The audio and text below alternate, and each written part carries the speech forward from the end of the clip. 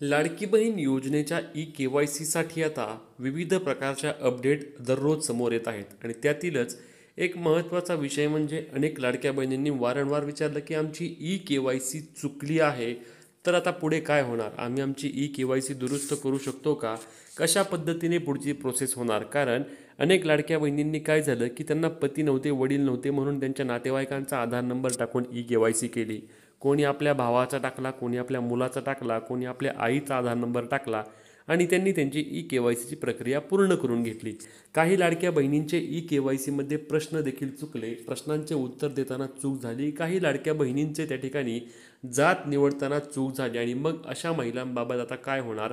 अशा महिलांना अपात्र केलं जाणार का? असे विविध प्रश्न लाडक्या बहिणी विचारत आहेत. तर त्या सर्व प्रश्नांची उत्तरे आपण आजच्या व्हिडिओच्या माध्यमातून घेणार आहोत. त्यामुळे व्हिडिओ शेवटपर्यंत पाहायचा आहे. चॅनलवर नवीन असल्यास चॅनलला सबस्क्राईब करायला आणि तुम्ही फेसबुकवर पाहत असल्यास आपल्या पेजला फॉलो करायला विसरू नका, जेणेकरून तुम्हाला या सर्व अपडेट सर्वात आधी आणि योग्य पद्धतीने मिळणार आहेत. तर लाडक्या बहिणींनो, जर तुमची ई-के-वाय-सी करताना चूक झाली आहे तर ही दुरुस्त करण्यासाठी सध्या तुम्हाला कोणत्याही प्रकारचा ऑप्शन वेबसाईटवर उपलब्ध नाही आणि आता पुढे देखील होणार नाही. कारण आपल्या महिला व बालविकास मंत्र्यांनी त्या ठिकाणी बोलताना स्पष्टपणे सांगितलं आहे की ई-के-वाय-सी संदर्भात जी काही ई-के-वाय-सी सबमिट झाली आहे ती ई-के-वाय-सी परत एडिट करता येणार नाही. म्हणूनच अनेक लाडक्या बहिणींनी ज्यांची चूक झाली आहे त्यांची आता काही प्रमाणामध्ये त्यांना टेन्शन देखील असणार आहे. कारण ज्यांची ई-के-वाय-सी करताना प्रश्नांची उत्तरे चुकली आहेत अशा लाडक्या बहिणींना त्या ठिकाणी यापुढे लाभापासून देखील वंचित राहायला लागू शकते. कारण दोन जे प्रश्न होते त्या दोन्ही प्रश्नांमध्ये पहिल्या प्रश्नामध्ये जर तुम्ही नाही म्हटलं असाल तर याचा अर्थ काय होतो की तुमच्या कुटुंबामध्ये कोणी ना कोणी सरकारी नोकरीला आहे किंवा तुमच्या कुटुंबामधील कोणती तरी व्यक्ती पेन्शन घेत आहे, म्हणजेच की तुमच्या कुटुंबाला या योजनेअंतर्गत लाभाची गरज किंवा आवश्यकता नाही असा त्याचा अर्थ होत होता. आणि मग जर तुम्ही पहिल्या प्रश्नाच्या इथे जर तुम्ही नाही म्हटलं असाल तर तुम्हाला लाडकी बहीण योजनेचे पैसे द्यायचे का नाही याबाबत सरकार निर्णय घेणार आहे आणि तो निर्णय जर तुमच्या ई-के-वाय-सी वरूनच घेतला गेला तर तुम्हाला कदाचित योजनेचे यापुढील पैसे किंवा लाभ जेव्हा लाडकी बहीण योजनेची अंतिम यादी तयार होईल तेव्हा तुम्हाला या लाभापासून वंचित देखील ठेवले जाऊ शकते.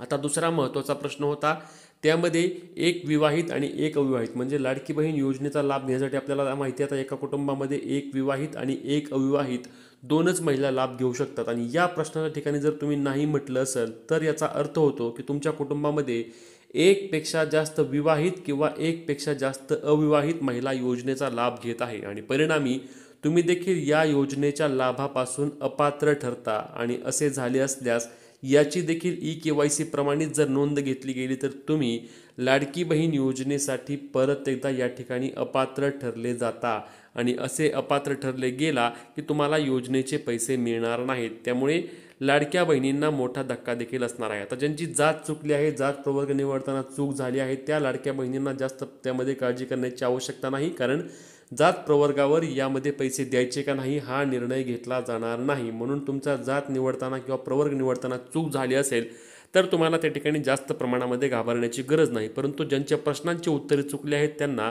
कदाचित योजनेचा यापुढे लाभापासून वंचित देखील राहायला लावू शकते. त्यानंतर अजून एक महत्त्वाचा विषय होता की ज्या लाडक्या बहिणींना पती नाही आहेत, वडील नाही आहेत, त्यांनी आपले नातेवाईक, काहींनी भाऊ, काहींनी बहीण, काहींनी चुलता असेल किंवा काहींनी आपल्या मुलगा असेल यांचे आधार कार्ड त्या ठिकाणी आधार नंबर वापरून त्यांची ई-के-वाय-सी केली तर अशा देखील लाडक्या बहिणींना सरकार धक्का देऊ शकते. कारण अशा लाडक्या बहिणींनी चुकीच्या पद्धतीने ई-के-वाय-सी प्रक्रिया करण्याचा प्रयत्न केला असा त्याचा अर्थ घेतला जातो आणि असा अर्थ घेतला गेल्यास अशा लाडक्या बहिणींचे देखील पैसे सरकारद्वारे बंद केले जाऊ शकतात. आणि म्हणूनच ज्या लाडक्या बहिणींनी नातेवाईकांचे आधार क्रमांक टाकून त्या ठिकाणी OTP घेतला आणि OTP घेऊन ई-के-वाय-सी केली त्यांच्यासाठी देखील हा मोठा धक्का असणार आहे. आता ज्या लाडक्या बहिणींना पती आणि वडील नाही त्यांच्यासाठी लवकरच वेबसाईटवर अपडेट येत आहे. ज्यांची ई-के-वाय-सी राहिली आहे त्यांच्यासाठी देखील मुदतवाढ मिळत आहे. परंतु ज्यांची चूक झाली आहे त्यांच्या चुकीचे मी यादी देखील सांगितलं तुम्हाला की तुमचं जात प्रवर्ग चुकला असेल तर तुम्हाला अडचण नाही. परंतु प्रश्नांमध्ये चूक झाली असेल आणि ई-के-वाय-सीची सर्व गोष्टी जर लाडक्या बहिणींनी ज्यांनी ई-के-वाय-सी केली आहे ती आहे अशी जर ग्राह्य धरली तर यामध्ये अनेक लाडक्या बहिणींना मोठा फटका बसणार आहे. कारण एडिटचा ऑप्शन वेबसाईटवर उपलब्ध होणार नाही. म्हणूनच लाडक्या बहिणींनो, तुमची देखील KYC करताना चूक झाली असल्यास लवकरात लवकर आम्हाला कमेंटमध्ये कळवा. ही महत्त्वाची व्हिडिओ जास्तीत जास्त लाडक्या बहिणींपर्यंत शेअर करायला आणि अशाच कामाच्या माहिती आणि अपडेटसाठी पेजला फॉलो आणि चॅनलला सबस्क्राईब